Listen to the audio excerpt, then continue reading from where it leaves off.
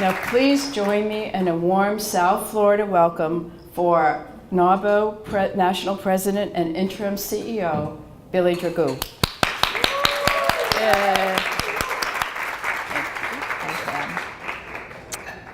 Thanks for having me tonight and this whole day, actually. So thanks to Ann for taxing me around to some places that we went. We had a wonderful day. I also want to thank the Fort Lauderdale chapter, Miami's chapter, and its members here and its leadership.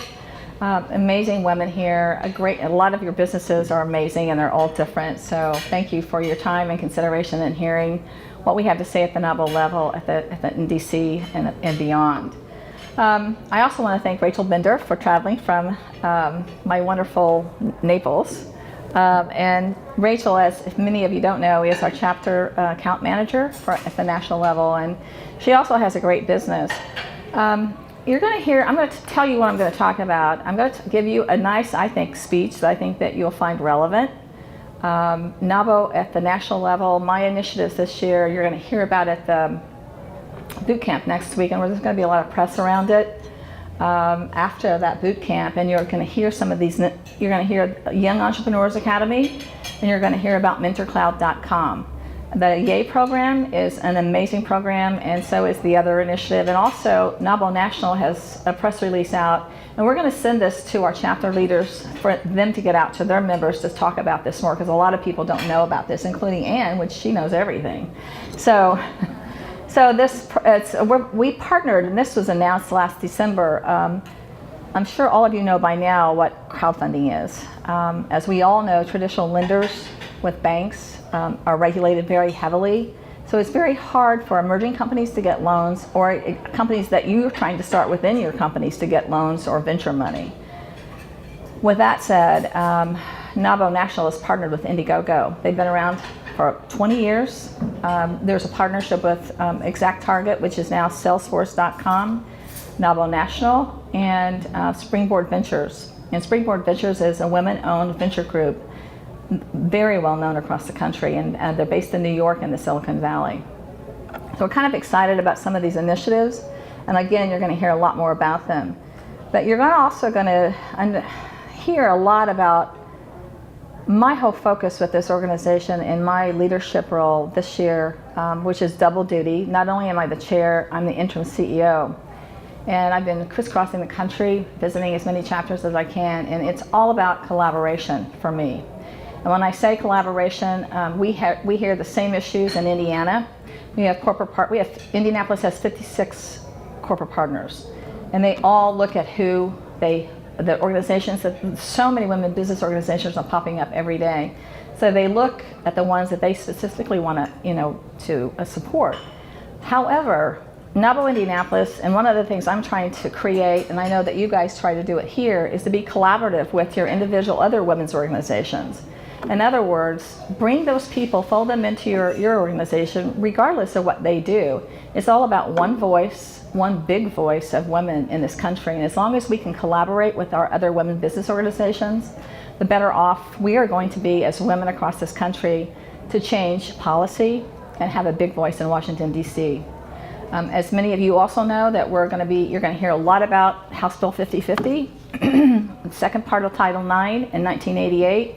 NAWBO National crafted this bill and lobbied to have it passed in the second part of the Title IX. And what that means is that we didn't have to have men co-sign for a loan for us for a refrigerator or a car or a home. And this has only been 25 years ago, so we're celebrating that this fall.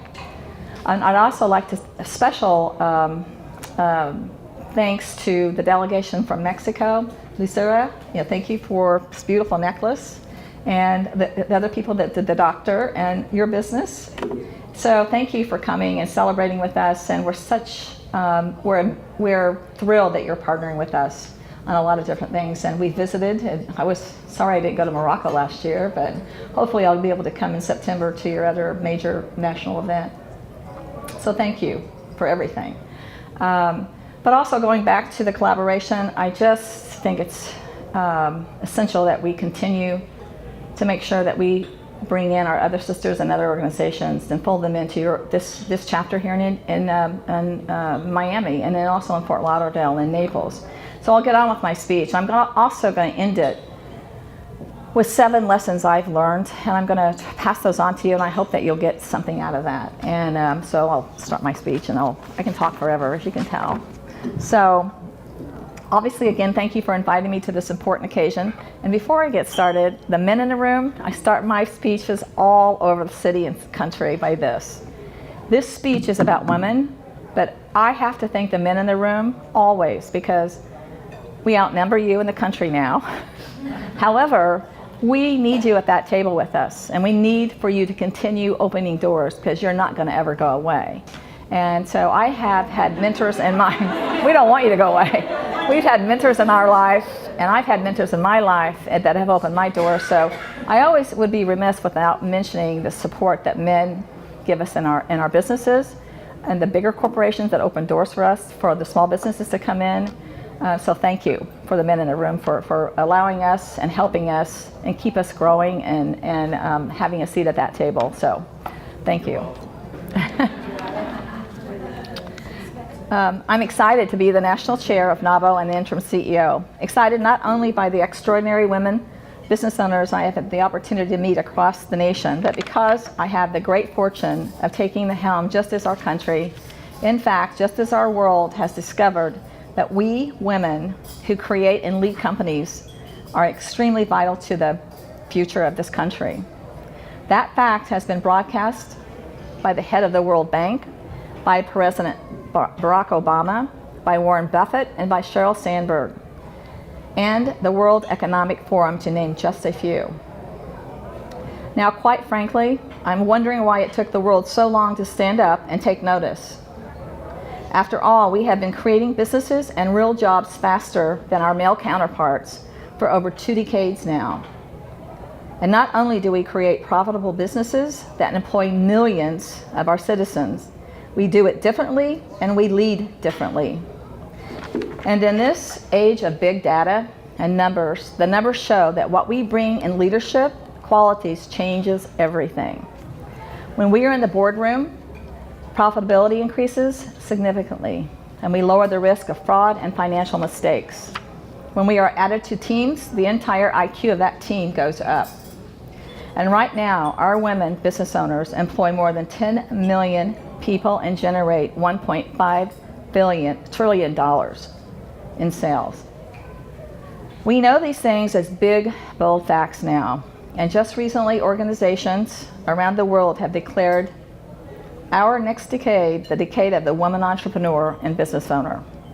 It is an exciting time for all of us. Yet much work remains to be done. And one important area that needs to change, and change rapidly, is our ability as women entrepreneurs and business owners to secure the necessary capital to grow our businesses. Here we are as women business owners producing more startups than men for over 20 years, and yet we receive less than 4% of the available venture capital, and don't even get me started on that lending picture.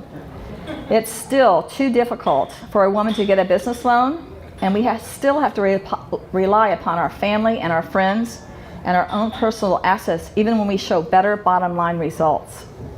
We have to change this trajectory, or we will see a nation of women entrepreneurs stalled in growth. Men and women are in separate business networks by and large. Because men still largely control capital, and women entrepreneurs and business owners need capital to succeed, they need men in their business networks. We have to break down the network barriers and ensure men and women are working together. You will hear me speaking about this topic on a national level in the very near future. I aim to change a few things, and this is certainly one of them. Another area I hope to focus on with your help is what I am fond of describing as the "you can't be what you can't see" movement. It's my own personal cause, and I've been dedicated to it most of my life. It's our ability as successful women who have overcome adversity, who have stood our ground and taken the highs and the lows, the hits and the wins, to extend our hand to another woman. When I talk about you can't be what you can't see, I'm not talking about mentoring, although that is still very, very important. I'm talking about each of us being visible to the next generation to show them what might be, what could be, and if we are honest, what must be. I spend much more than 30% of my time being encourager-in-chief. I count that role as among the most important things that I do. I'm convinced that this time I spend is not only the right thing to do, but it also impacts my business in a very positive way. Whether you're 18 or 65, when you see what another woman can do, you begin to believe that the same possibilities and opportunities are open for you. I'd like for each of you to find a way to bring this work into your own communities. I have spent time in the Silicon Valley meeting with and speaking to women entrepreneurs and business owners, venture capital firms, and corporate women leaders. While many opportunities for women partnerships developed during that time, I think for me the largest impact was literally seeing the power of optimistic thinking at work. In the Silicon Valley, the women leaders and entrepreneurs believe that anything is possible. Not only do they believe it, they wake up every day looking for ways to change the world. It is a collective mindset that is contagious. I felt so empowered by all of the great women leaders I met that I started thinking about the many lessons I personally have learned on this entrepreneurial journey I've been on for most of my life.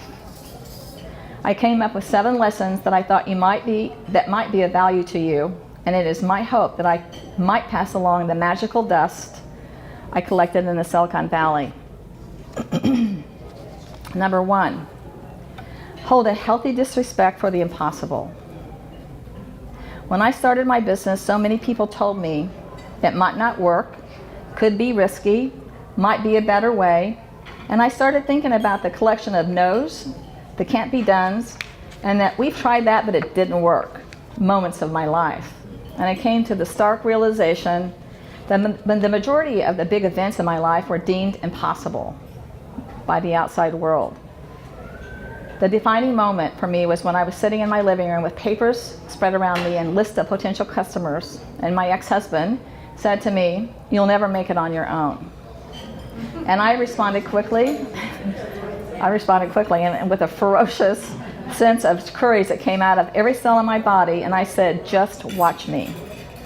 A healthy disrespect for the impossible gives you the strength and fortitude to fight the naysayers, the critics, the less helpful people who have a need to tell you why the thing you've chosen to do cannot work. I say take whatever they say with a smiling face and a rugged determination, and simply just get on with the job. Number 2, don't follow your dreams, lead them. While becoming an entrepreneur and business owner or leading your own business, dreams are important. However, I see way too many women waiting for the right opportunity, waiting until there's more money, more financial security, and more certainty. I'm here to tell you that the scenario is dreaming and not doing. So venture out now and lead. Set a big goal and go for it. Creating plans and dreams, but more importantly, acting upon them creates the sort of success that you dream about. And yes, it can be scary, and the feeling of uncertainty and ambiguity are powerful. However, fear can be conquered. I've always found that when you look fear directly in the eye, it loses its power. Number 3, make use of the one thing you can control. The power to define yourself and to use your power. I had a very close friend who is accomplished and confident, a thought leader, has written 7 books, very well known across this country, and she's a mentor of mine. Yet I can't tell you how many times I pointed out to her that she is holding the cards and she has the power. I see women like her every day give away their power, whether it is in a negotiation or in a relationship. We women all too often give away our power to others, and we become defined by it. I think much of this is cultural, and we need to remember that power is an important part of every woman's DNA. And powerful women are inspiring. They use power in ways that bring about collaboration, that you heard me talk about earlier, bring about community, and bring about better ideas and paths forward. So I encourage each of you to find someone who can point out to you where you might be giving away the power that will go on to define you. Number 4, find a way into the room. If there is one thing we must accomplish over the next decade as women business owners, it is finding a way into the room. The boardroom, the U.S. Congress, and leadership positions within our communities. All the important decisions made in that room, and way too many women have been not invited in. It is so critical that women be in the room and have a seat at that table. Women think differently, they collaborate differently, they view the world differently. They come to different and often better conclusions. However, we have to get into the room to change things, to make things better, to take a stand. You can't expect to get an invitation based purely upon the merits of your arguments. You have to devise a strategy for getting in the room and ask for strategic help. And once you enter the room and find your seat at that table, you will be amazed at how vital our women's voices and our power are to the most important issues of our time. Think about that. This is about, find a way into the room, whether you want to run for office, whether you want to start a new business, whether you want a board position at a big corporation. These are the things that you should be thinking about and asking for. Number 5, choose wisely. This one is very, very important. Choose wisely whom you spend your time with. We know from years of research that you become who you hang with.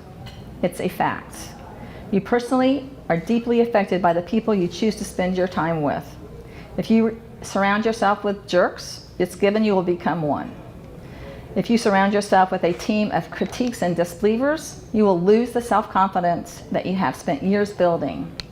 You actually become like the 5 people you spend most of your time with. So choose those people wisely. Surround yourself with true friends, the ones that care deeply about you, who tell you the truth even when it hurts, who are trusted advisors and give wise counsel to you. And remember this when hiring people. Sometimes the best talent doesn't come in the form of accomplishments, but the best talent comes in the form of that person. Who he or she is as a person, what their values are, and how they treat customers and employees. Number 6, understand the power of reciprocity. According to the landmark study commissioned by McKinsey, a few years ago, there was one important concept that women do not fully understand, nor do they utilize. It is called the power of reciprocity. Now, guys are born with the reciprocity gene. They can fight and argue and compete, slap each other on the back, and it's over. They also do favors for one another and see it as an important part of the business success. Women, according to the study, do not consistently do these things. In fact, the surprising thing the McKinsey researchers found was that women leaders often fail to reciprocate and find expectations that they should do so distastefully. A senior partner at McKinsey noted,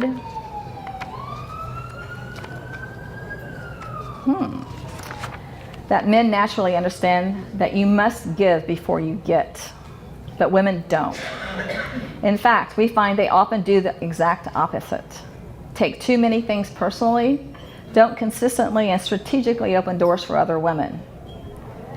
This has got to stop, and each of us would be smart to find a way to get really good at reciprocity. Number 7, failure is not falling down, it's staying down. By virtue of being a woman business owner, you're going to fail. In fact, you will probably fail often and fast. It's simply a part of the territory.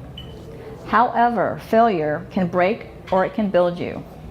The wonderful thing is that you get to choose which one that will be. And failure always loses to optimism. Optimism is a core factor to success. The wonderful thing about optimism is that it's open to all of us. In fact, we grow it by recognizing it on a daily basis, what we are grateful for in our lives. Optimism is why I love women business owners and leaders. We have built this wonderful community of women filled with optimistic spirits. I can't tell you how much I value all of the women I've worked with over the last several years. They inspire me, they encourage me, and when I'm feeling a little down, I can reach out to them and they have just the right word or the piece of advice that can help me pick myself up and go forward. In closing, I would like to thank all of you again for the warm hospitality that I've received on this trip to Miami, and again meeting all of you wonderful business owners and the risk that you take every day running your businesses and the unbelievable community service that you do and the volunteer work that you do with NAWBO. So at the bottom of my heart, thank you. And I want to leave you with one this is one of my favorite quotes, and I have it sometimes in a lot of things that I send out to people on some notes. Living a life that matters doesn't happen by accident. It's not a matter of circumstances, but of choice. So again, thanks to all of you. Billie, you've blended community service with building your business. What advice do you have for those of us here about what to do and what not to do, and how you've benefited? Well, I actually sat on way too many boards, and NAWBO was one of them when I started out back, almost 12 years ago. But I also think it's important as a business owner in your community, you take things out, you need to give back. And it's important, I think, for all of you to get on a board in some fashion, whatever your passion is, because if you're not passionate about it, you're not going to be happy doing it, and you're not going to be effective, and you're not going to be a doer.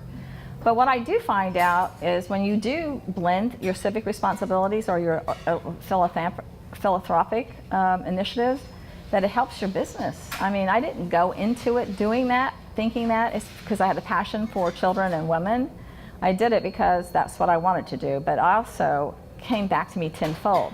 And what I also ended up doing was spending time with women that I opened my network book to, and my Rolodex.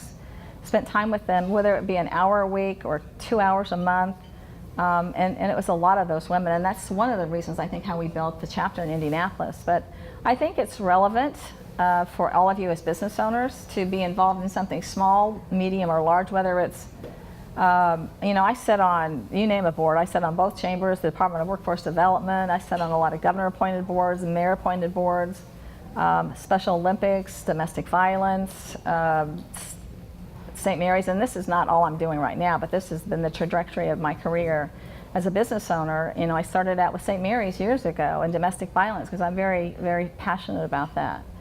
And also with those board members, you meet so many people that own their own businesses, and they have the ability to give out business to you, as larger corporations sit on those boards too.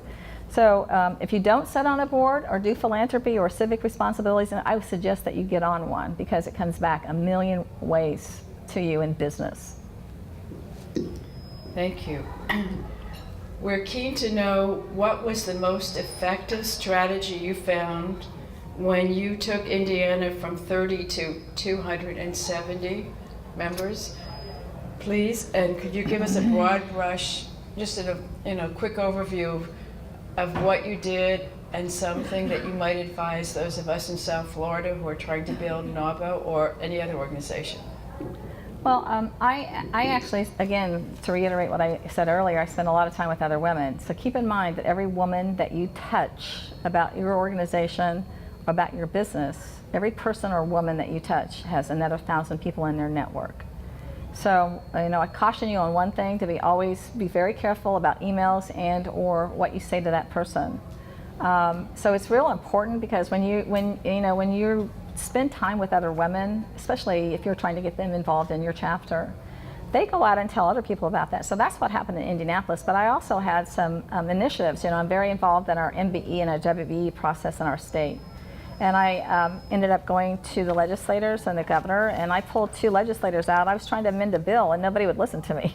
So I said, you know, you can't say no. You can't say no on this reading. And so in a thoughtful, professional way, and they really listened. And then there was another opportunity on building a huge billion-dollar airport that all the men were getting the contracts. And I said, well, where's the women and the minorities on this? So in a thoughtful way, we went out there as leaders. You would go to these programs or these opportunities that are in your community that you want to do business with. You go to them and you go back to them, even if the door is closed, and open the door, go in, thank them, be thoughtful about it.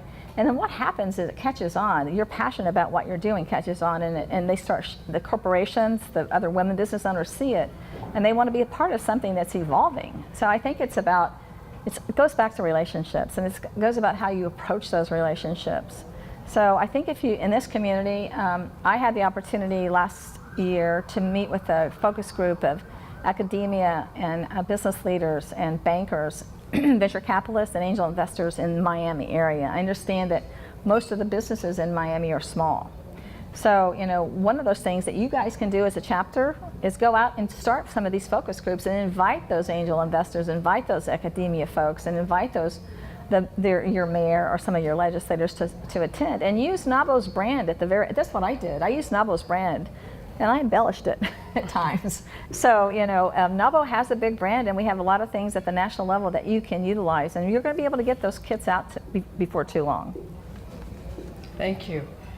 Having been a member of NAWBO for several decades, I describe NAWBO as an organization of all chiefs and no Indians.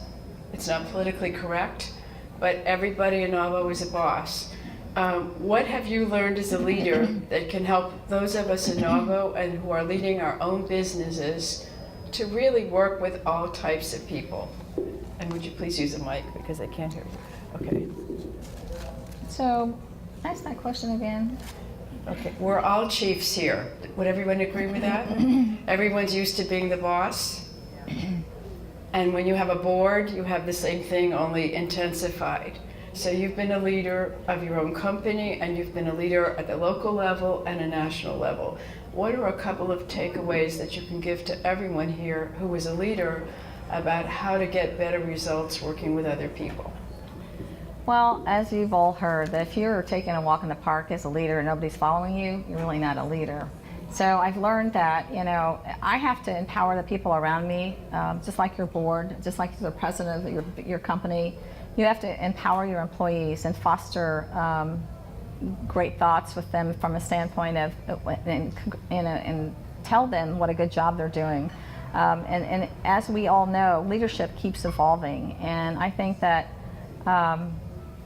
kindness and respect and being thoughtful and taking time to meet with the folks in your chapter, the people that are on your board, the people that you work with, you have to empower them to become better employees or better board members. So we're all leaders, I think, of our companies, but to be a thought leader, I think that you really have to foster good feelings for them to react to some of the things that you want to have changed. And you have goals and you have ideas, but for them to follow that as a leader, you're going to have to make sure that they understand it and that you empower them to become successful.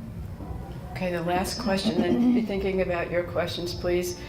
What would you say are the 1 or 2 biggest rewards for you personally and professionally from being involved with the National Association of Women Business Owners? NAWBO, just 1 or 2, sorry. Inspiration. Every time I'm around all of you and I hear your stories, I hear your struggles, your tribulations. And look, I lost 89% of my business in 1999, and then I lost in 2006 my COO. That was my best friend, and he cost my company $750,000. So I've been through a lot of trials and tribulations. So it's about talking to other people, talking to other women that have been in your shoes, sharing your ideas. But it's all business owners around the country that I'm meeting, or even in Indiana, that inspire me. They all inspire me, and I always learn something from every women business owner I have met. I always bring back something. Thank you very much. Okay, questions from the floor, please. Okay, Alma? Could you stand up or come up to the mic? Maybe, I don't know if everyone can hear you. It's more comfortable sitting.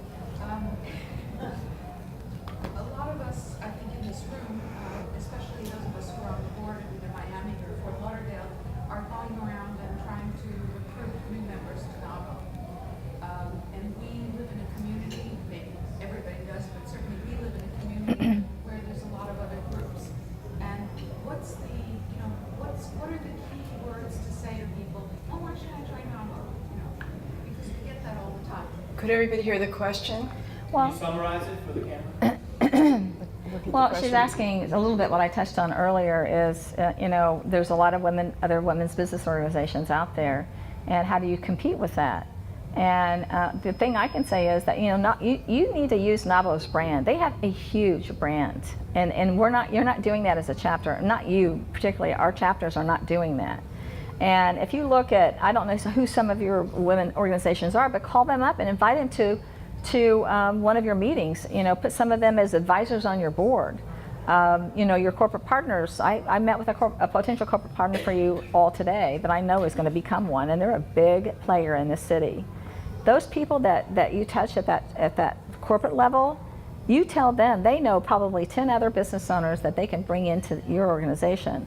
So, but then invite those people, go touch them and ask them, and ask about their organizations. And you know, so I think it's about collaboration, all about collaboration, and telling them, you know, about this House bills, about the profound policy change that we do, these initiatives that we're pushing out at NAWBO National, and talk about how long we've been around, and that, you know, we have a voice with WIP, we have a voice with WBOs. I started last year, Marsha Firestone, if you know who she is, and she has a lot of WBOs across the country. I, as the national chair, started the WBO for her in Indianapolis.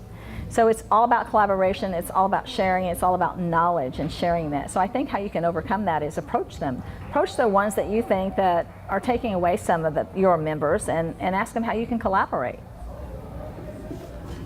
Millie? Recently, the Miami chapter collaborated with the Association of Miami chapter and the Association of University Women, and with the League of Women Voters on a symposium or a panel discussion on the Equal Rights Amendment that is so long overdue. And Florida still hasn't passed it. That's what Millie's talking about. Believe it or not, we have not passed equal rights amendments the still. wage gap, and also lack of equality and opportunities for women.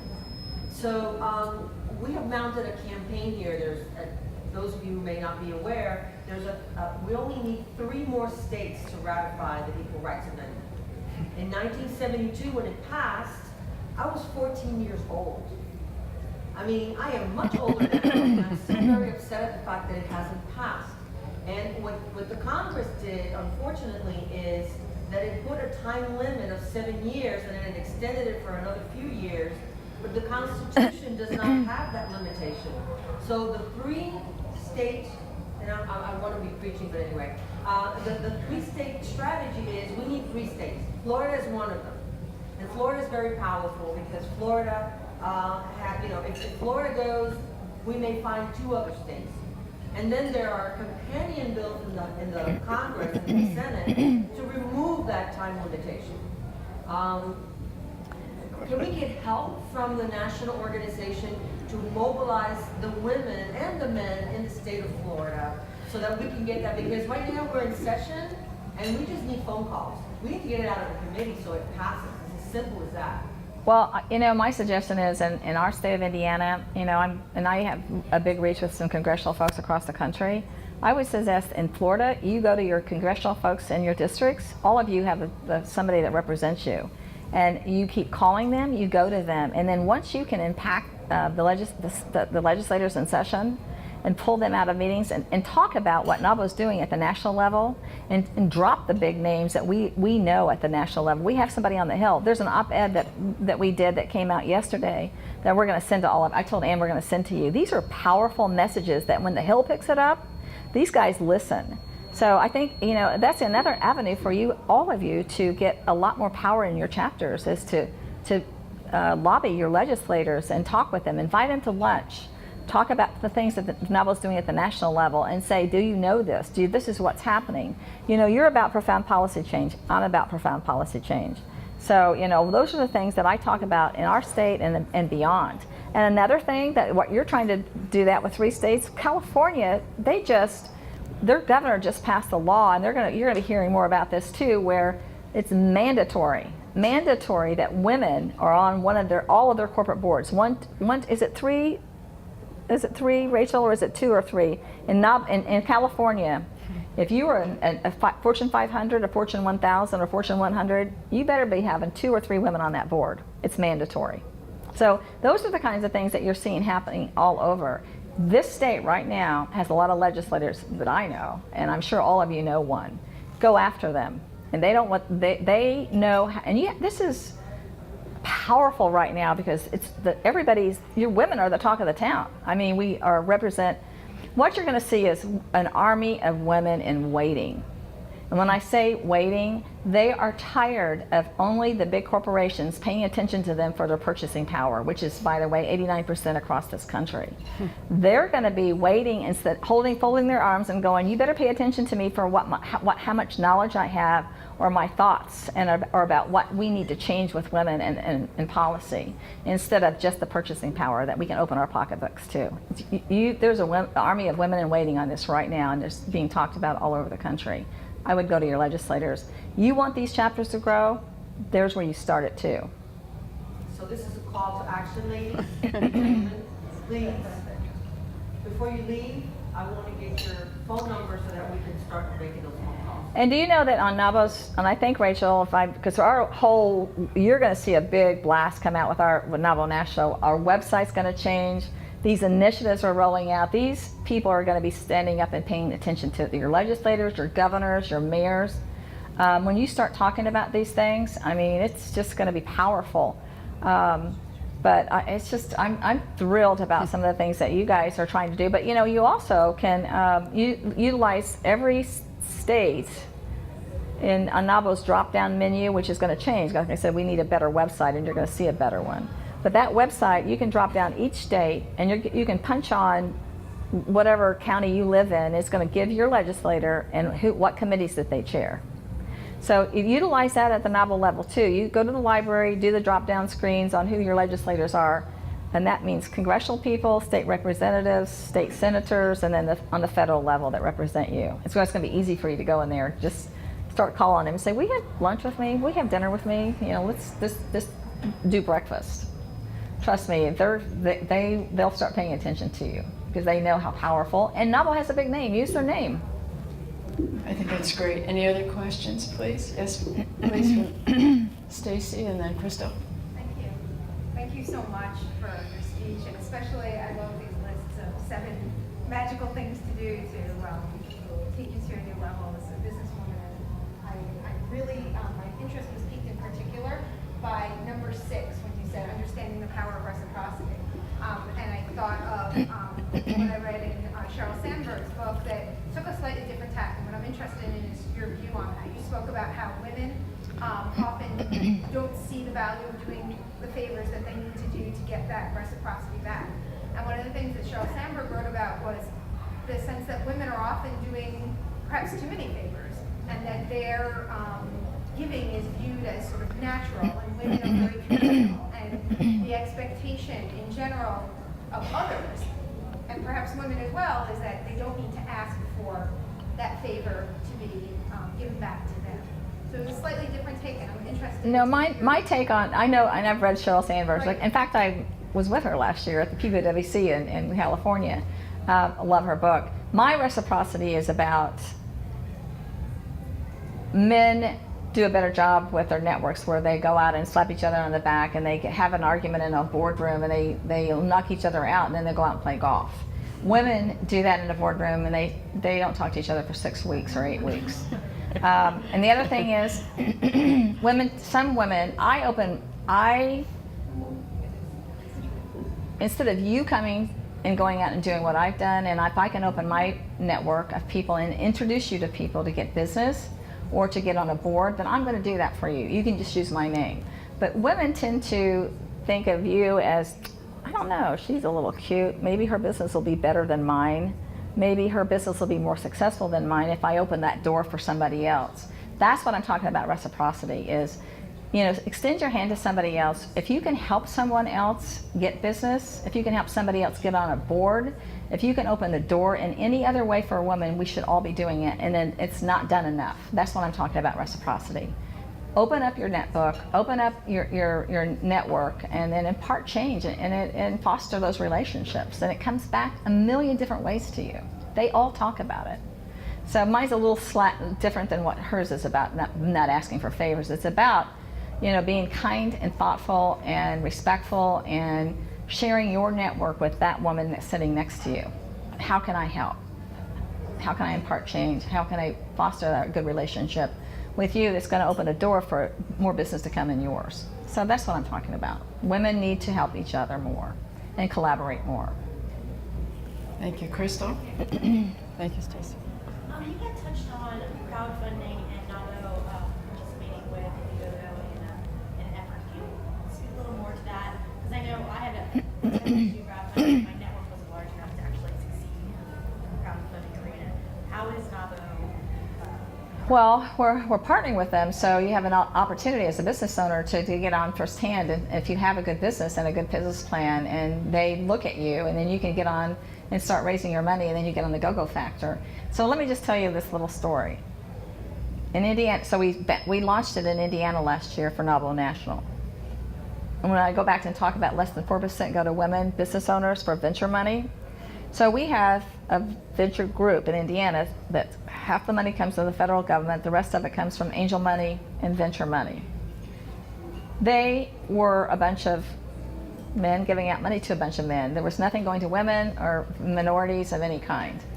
So I got involved with them and asked them, we need to change this. And so we started the dialogue, and so finally they said, okay, we'll start helping women.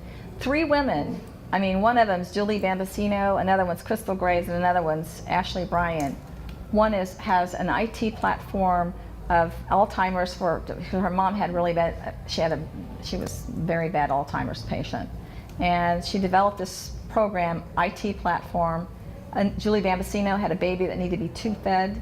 And the other girl was, Snapping was another IT platform about programs that she developed that will help companies deliver their products better.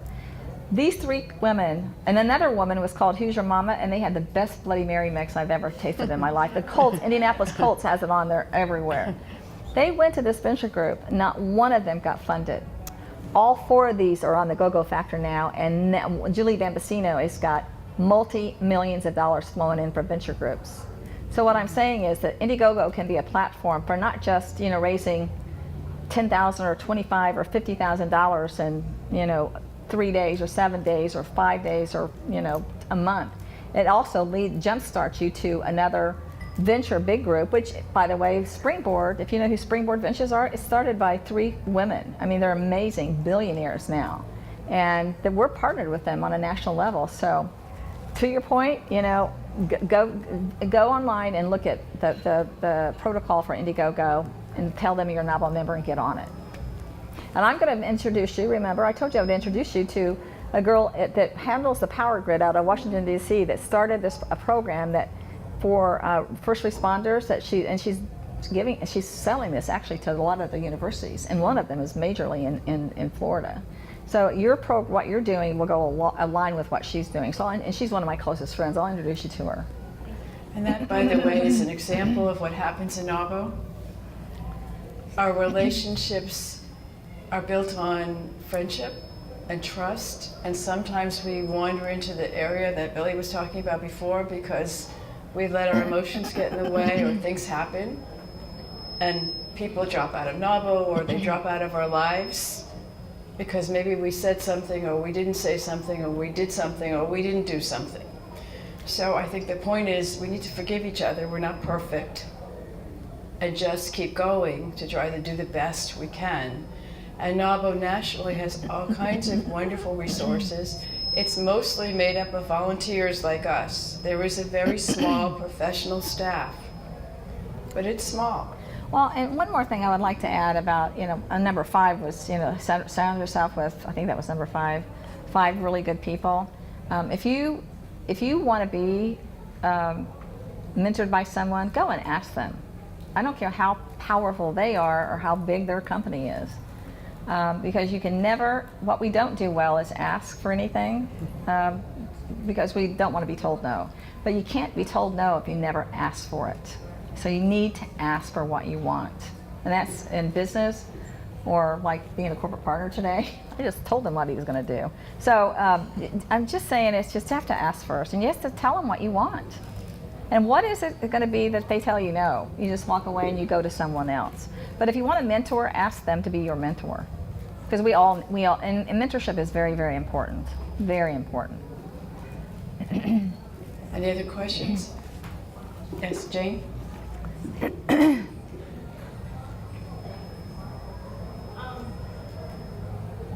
always very proud of the fact that NAWBO is such a powerful organization and public policy effect. And I usually describe NAWBO to people, as common people that don't know anything about NAWBO, is that when the powers that be want to know what women business owners think, we're like one of the #1 organizations that they come to and find out what we want, what we think. That's very powerful. However which way you want to think about it, that's very powerful. Now, the question that I'm about to ask is, for the Indianapolis chapter, were there a lot of women or a lot of members there that were as into public policy as you were? Or did you have to really, really do something to get them motivated? If you did, I want to know what that is, because we always have a really hard time. You know what? You have to go out and choose those. You want those women on your board or in your membership, go after them and say, we really like, for right now, we try to get small, medium, and large corporations. I'm a $10 million company. I don't, I want to network with somebody that looks like me. I'm not saying that I don't meet with the other people, because we have big luncheons and very kind to all of them. But so you have to go out and ask for that. If you want public policy in your programs, you need to find somebody like Millie that looks like Millie. Get them involved in your chapter. They're all around us, all around us. And also, NAWBO is getting more into the public policy aspect, and we are about that in Washington, D.C. And I sit on the Advocacy Council for the SBA. And this is one little story. I know you guys got to get home, but you'll find this, because I said a while ago about asking for something, and I'm afraid somebody's going to tell me no. I decided that, what have I got to lose? So I was in this 2 weeks ago, and I can fly in and out of DC in a day. I was at this Advocacy Council, which is comprised of the bigwigs from the SBA at the SBA headquarters, and the Small Business Council, the Small Federation of Businesses, all the small business bigwigs were there, including WIP, including NAWBO, the Veterans Association. And we sat around this table, and I've been doing this since 1999, and we keep talking about the same thing: access to capital. What are the issues? Affordable health care, access to capital, taxes. And so I said to them, I am so tired. This is exactly how I said it. I said, look, and all these 10 people, they're like looking at me like, what is she saying? I said, I'm tired of talking about this. We have been talking about access to capital since I've been in NAWBO, since 1998, and we were talking about it in 1963. So tell me, I'm tired of talking about it. We need to do something about it. And so I looked at the SBA, head of the SBA, I said, why don't you just become the bank? The banks point at the SBA point at the banks. The banks are heavily regulated. Nothing's going to get done from that. Now you're seeing a lot of these CDFIs that are going on all over the country, where they're not so regulated, that money's not so regulated. So you just have to go out on that public policy, reach out and just ask, and then bring those people into your chapter, and then start talking about these issues that affect your women business owners. And that goes back to your legislators. And I am telling you, when you get them involved, your corporate partners will come to the table. You'll have more members that'll see that you're doing work for them as women business owners, and to change that trajectory of profound policy change for them. So hope that helps. Thank you very much. Let's give Billie Dragoo a big round of applause, please.